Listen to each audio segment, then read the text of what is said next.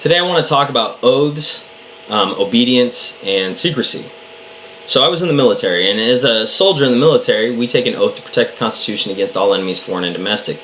And that is a qualifier that is included, foreign and domestic. So if I'm given an order, okay, yes, I'm obligated to obey that order within the structure of my chain of command, as long as that order is lawful. Now, if I'm given an unlawful order, not only am I permitted to not obey it, I'm obligated to not obey it and report it. Should I not and fulfill or execute an unlawful order, I can actually be prosecuted under what's called the UCMJ, Uniform Code of Military Justice. That's what makes it so beautiful.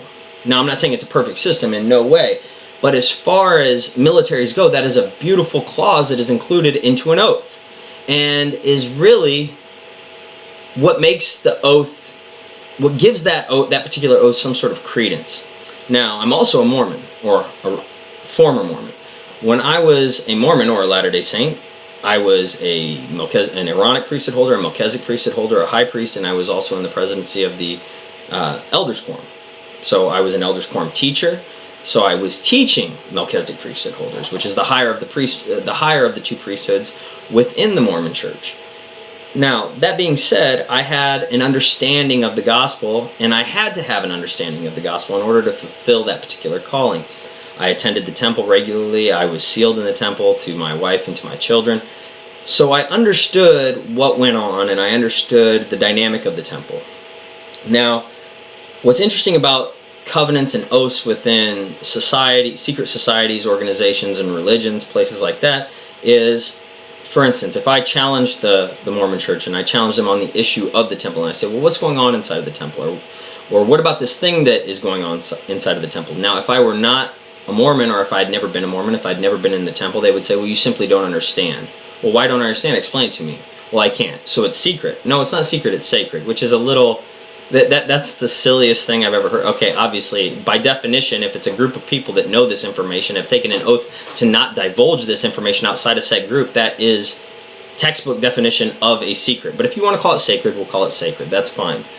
But the point is that this oath is designed to protect a secret. So oaths are either to protect a secret, so we've taken an oath that we won't divulge any of our information outside of our group, or we've taken an oath to be obedient to some sort of rules or laws, or a combination of those two things. So we talked about how the oath in the military is obedience, so long as it is a lawful order, right?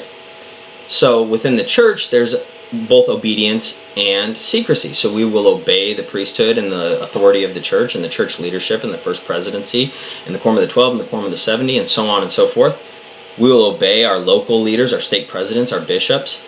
We'll also keep things sacred or secret that go on in certain ordinances in both in and out of the temple. So if I were to challenge that, having been a member, so if I hadn't been a member, as I said, they would say, well, you don't understand what's going on, so you don't have credibility to challenge it or to question it or to bring it up or to discuss it or analyze it because you've never experienced it, which is a really weak argument. I don't need to experience drug addiction to be an addiction counselor. But nonetheless, had I been a member of the church, which I have, and I challenge it, they say, well, you're not credible because you've broke your oath. So if you've broke your oath to secrecy or sanctity, what makes you credible? You've de facto dissolved your credibility on the issue. Now, there's a fundamental problem here because obviously the only way for me to analyze and critique it per your first argument is that I experience it. And once I experience it, I can't critique or analyze it because now I'm no longer credible because I'm breaking an oath of secrecy or sanctity.